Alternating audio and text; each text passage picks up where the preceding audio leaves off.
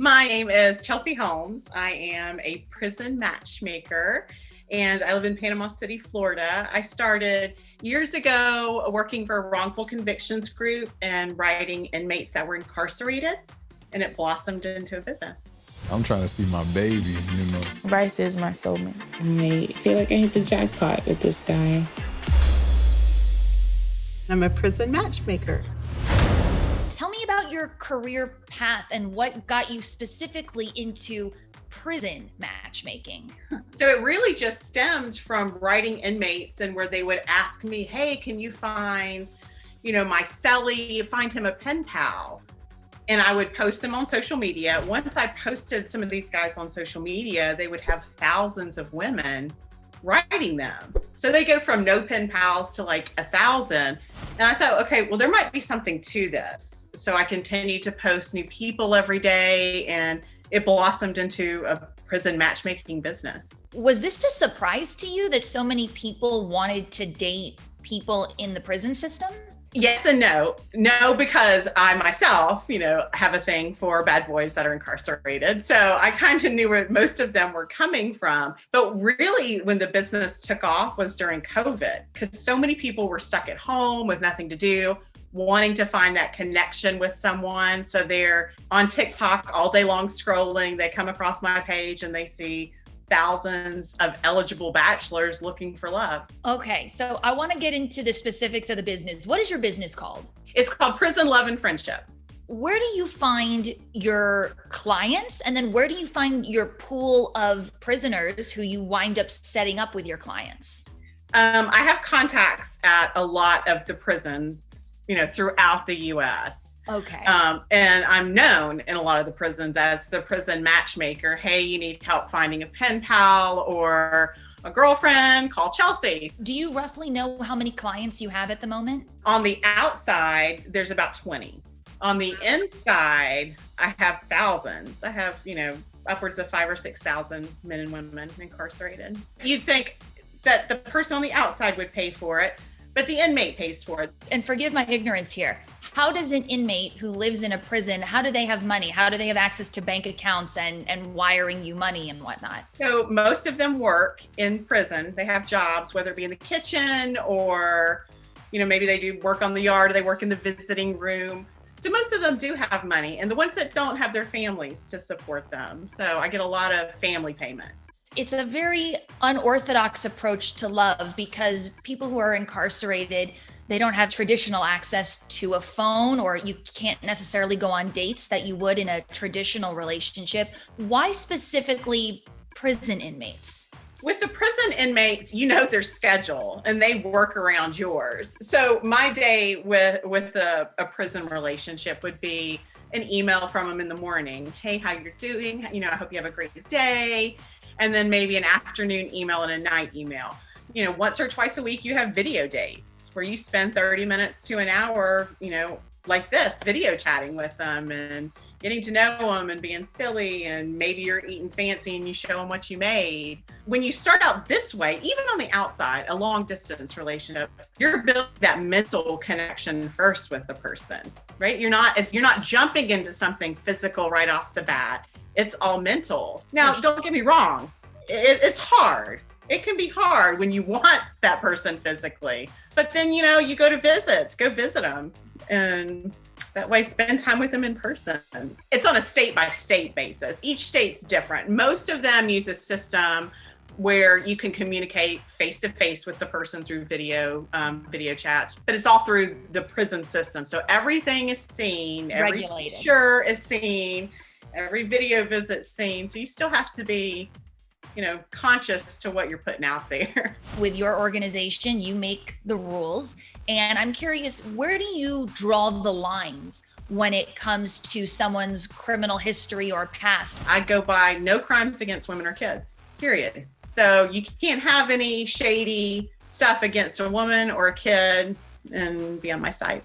Okay. And then what kind of clients are we going to see on the show, Prisoner of Love? Clients that are going to be on the show are going to be drug charges, maybe possession or intent to distribute.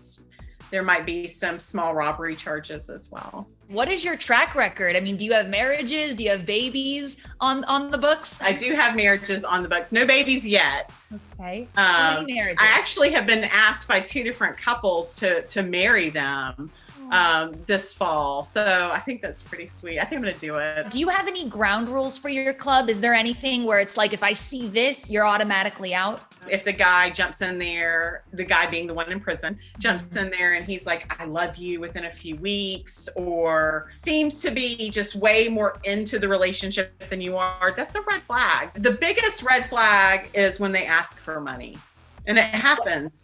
Recently, Devin has been asking for money. If this is a new relationship and you're just meeting and getting to know this person and building this relationship, there's no reason for them to be asking you for money. They have family or they have a job. You know, it's the same thing on the street. If I was dating a new guy on the street, he said, hey, can you give me $100? No. No, I don't think so. So what's the difference? I assume with what you do for a living, there's a handful of misconceptions that come along with it. What is the biggest misconception, and can you kind of set the record straight? I think the biggest misconception people have is they're in prison. They don't deserve anyone. People and their negativity, like on my social media, is like, why would you want to write him? You know, he's in for robbery or he's in for drugs. Well, he made a mistake. He's paying for it.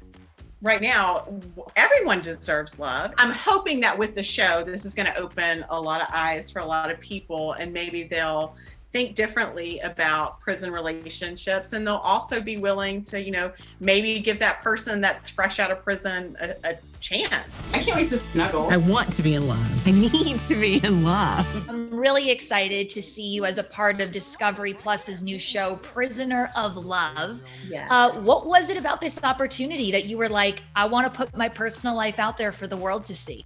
I think, as you'll see in season 1, my love life, nobody's love life is perfect, especially when you're dating somebody incarcerated. It's hard. And there's lots of ups and downs. But I'm glad I put it out there, because then it's going to give people a real okay, so not only does she match people, she's also struggling herself. That's huge.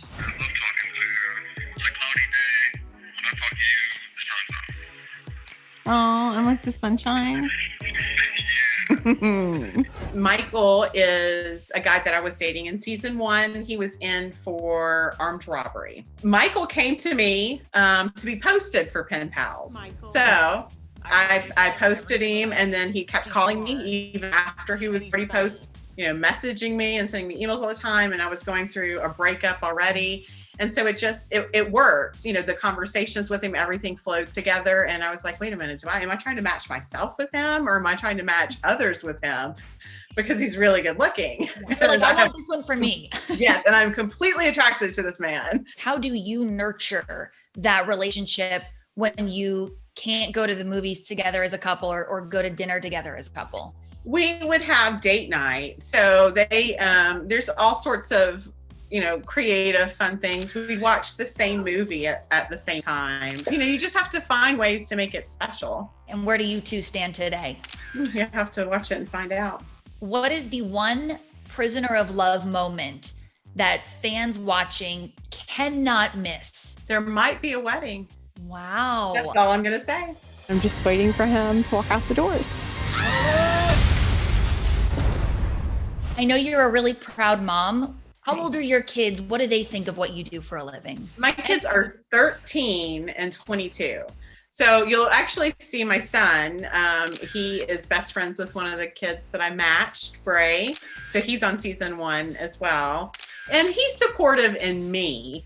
He wants me to do what makes me happy and makes me successful. My daughter too. I think her seeing me interact and always talking about these inmates and their charges and what they're doing to better themselves is giving her a different point of view. I tried to get my son to date somebody in the prison system. What I had this great girl. He went back to his ex. You know how the exes always linger? Do you think you will ultimately end up with someone from the prison system? I do. I mean, how close are we? No, I have no rings. Okay. I have no rings. But Chelsea, you did get a tattoo, if I'm not mistaken. I did. Today, we are getting tattoos of each other's names. What? Why did you do that? I got Michael's name on my back. He has my name around his ankle. All right, I'm going to take that as a good sign that things are going well between Chelsea and Michael. You just have to wait and see.